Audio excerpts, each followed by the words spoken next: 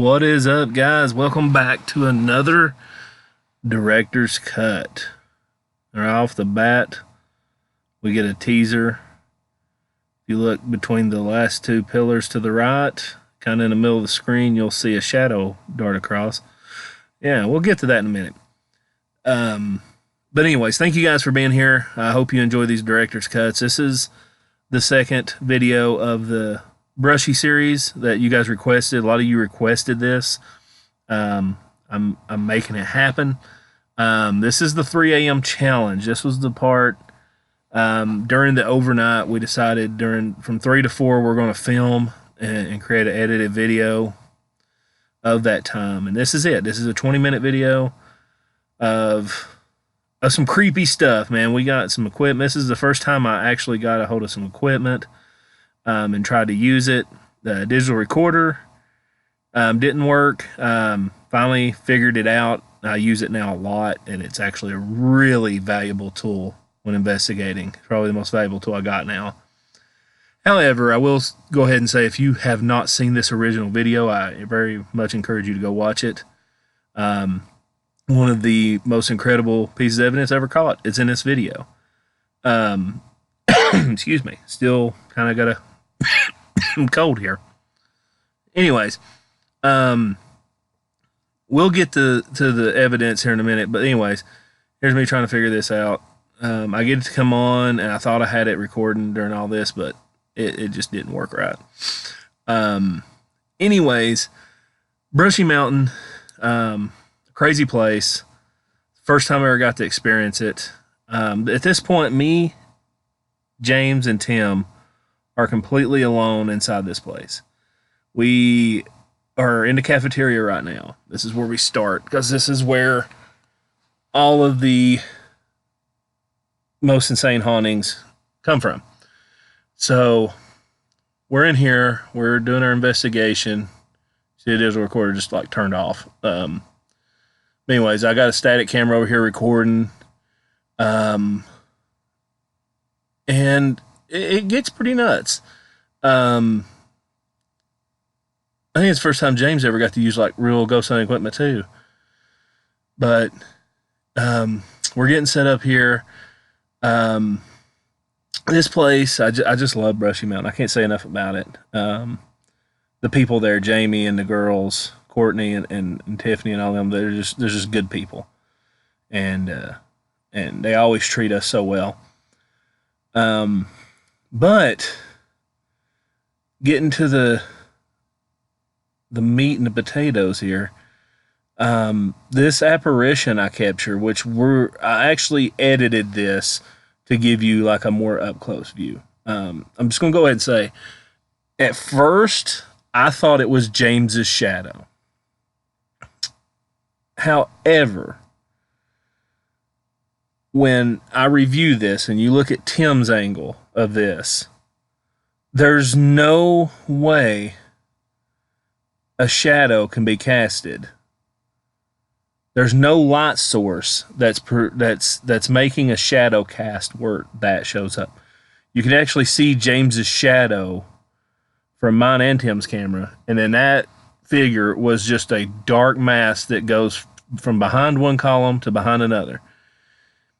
Also, if it was James's shadow, you would have seen it cast onto the column, not come from behind it. So that's the most compelling part of it there. And this thing just kept going off. I still have this. I don't use it so much anymore because it seems to get a lot of false readings. See, every time I move it, it would go off. So I have it, and I'll set it stationary sometimes because it has an audible alarm. But never had much success using that device. It was a cheaper device. I ordered kind of a kit that came with a few different things. My K2 meter is probably my best tool, one of my best tools, as well as my digital recorder now. I use Spirit Box a lot, but I have mixed feelings about it. You can see there, every time I shake it, it would go off. I think I was kind of playing it up a little bit here, to be honest with you. But, you know, that's part of it. there is an entertainment factor, even though I don't stage and fake anything. I do, sometimes I embellish what goes on around me to make it seem scarier or, interesting, to say the least.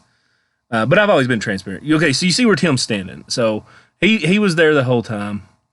He might have moved over a little bit, but not at an angle where it would cast the shadow that we're going to see here in just a little bit. I actually zoomed in and even slowed down a clip on here for you so you can really see what's going on. But man, I just can't say enough about how awesome this place is. We also have the smoking ghost. We actually successfully get a cigarette to like smoke, as hard as that is to believe. James is using this ghost detector app right now. Tim's showing me something too. I don't know what he's trying to show me, but I think he caught something pretty cool on camera. But anyways, James has got this ghost detecting app and if you go back and watch the video, you'll hear the audio of it. Just, oh, that was interesting. You saw that little orb go flying up. That was pretty cool. So anyways, that app James had was one of the most annoying things I've ever heard. It's just like, shut that thing off, man. Come on. But, I use the app sometimes. It's part of it. It's one of those things that maybe it works, maybe it doesn't. The one I've been using is very compelling, but I don't have any science behind it to prove that it really works or it doesn't work. So I use it, and we just all be our own judges as to what it means. But yeah, we're getting close here to the moment when the shadow figure makes its appearance. So what happens is, see, James is there. Tim's still right beside of me. So there's no light source on the opposite side of where I'm at to cast the shadow. So you can see his light moving around. You can see the reflection of it in the window there. So it's, and you can see, okay, so there it went. I'm pretty sure I just talked over it. So here we go again. We're going to replay it, but zoomed in. So watch between the two columns in the middle. And then here we go. Boom. You see that thing duck and go? So you see he's casting shadows from the columns. You see the column shadows cast. But here to the far left, see that thing ducking? Like, it's squatted down even. And it goes behind the column and it disappears. And see, James is continuing walking, so if it was him, you'd see the shadow continue along the wall. So at this point, I'm just like, I don't know. I think it's a full body apparition. Right before that happened, we hear a loud bang come from that direction. Sound like a cell door shut. And a man's voice, a deep voice from a man. And you can hear all that in the original video. I don't do the replays like that, but at that moment, you hear all that. And we all react to it. And when James turns away, that's when you see the shadow figure dart. So we didn't notice the shadow figure in real time. It was when I went back and replayed the video. And Tim loves to show me replays of when something happens. But yeah, that is one of the most compelling pieces of evidence I've ever caught. It's one of the most under the radar. I do have The Woman in the Woods, which is probably the best piece of evidence I've ever captured. But this has to be a close second. Because, there's just I can't rebuttal it. I can't say that's his shadow, because if that was his shadow being cast, why is it hunched over, for one, when he wasn't? You can see him clearly in Tim's video. He's not hunched over at all. And if that's his shadow, why is it going behind the column and not casting onto the column? And why doesn't it continue as he walks on? So that's all of my parts of it. So yeah, let me know what you think, guys. Maybe one of y'all has a scientific reasoning behind it. I don't. I think it's a full-on full-body apparition, and I don't say that lightly. I've caught shadows, I caught weird things, but there's always, doubt. But that one, to me, there's no doubt. Just like the woman in the woods, you can't say I can't prove it wrong. I can't debunk it. That's the term. That's the paranormal term I'm looking for. I can't debunk it. So here we are with a cigarette. Now this, and really to appreciate all this, you need to watch the original video with the original audio if you haven't. I recommend you do it. So look at that. We're saying, hey, here's your cigarette, James. And oddly enough, the spirit that was here that was murdered, his name is James. So this is where the prisoners got a hold of a gun. It was shooting the African-American prisoners in their cells. Ever since then, someone would be smoking a cigarette nearby, lay it down. They would take a draw off of it. So look at that. It's smoking a cigarette. And you see, I even turned the light on here a minute just to show you there's nothing going on here. No editing tricks in this video.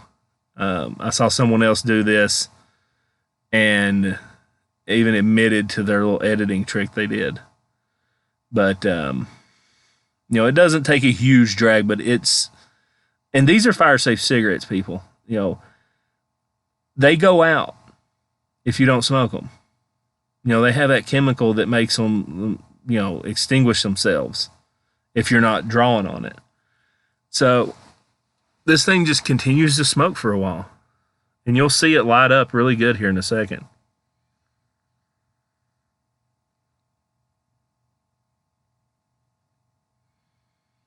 I mean, look how far. It's already half an inch smoked.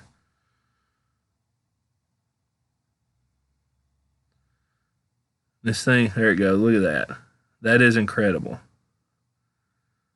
Now, I don't know. And there's no wind in this cell block. I mean, there's no draft. There's no breeze, nothing. So, I can't explain it. I mean, unless for some reason this one cigarette didn't have the fire safe in it and it was just burning. But look at it. It's glowing. That don't just happen.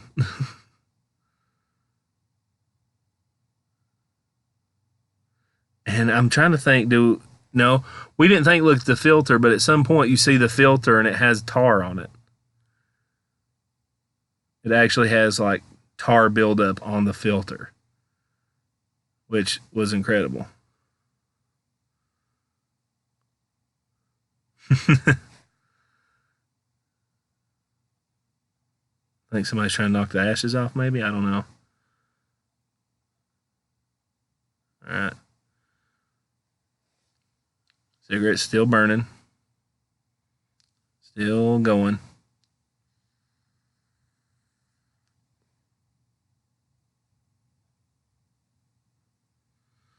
Okay, yeah, this is where I think you can see the bottom of the filter as Tim picks it up. See, look how it's yellowed.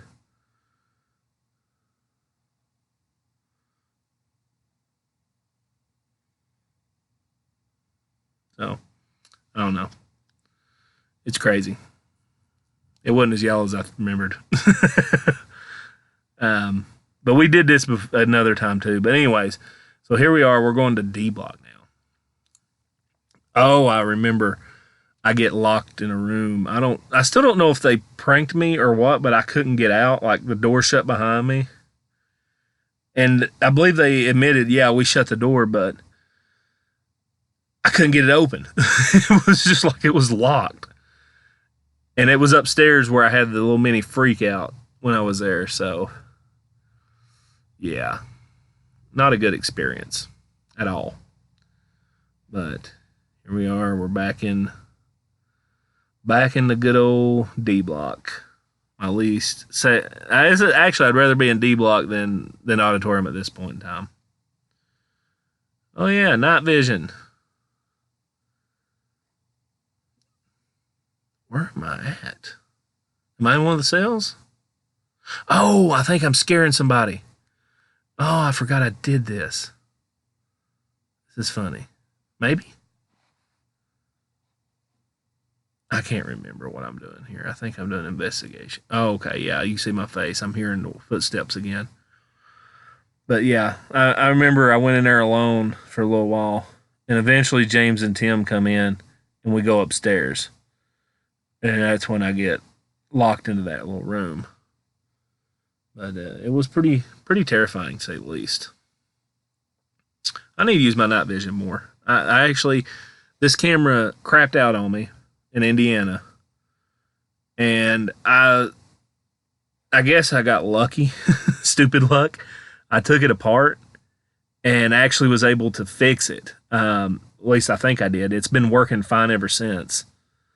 It was freezing. It was just giving me this white screen all of a sudden, or I'd be filming and it would just freeze, and I'd lose everything.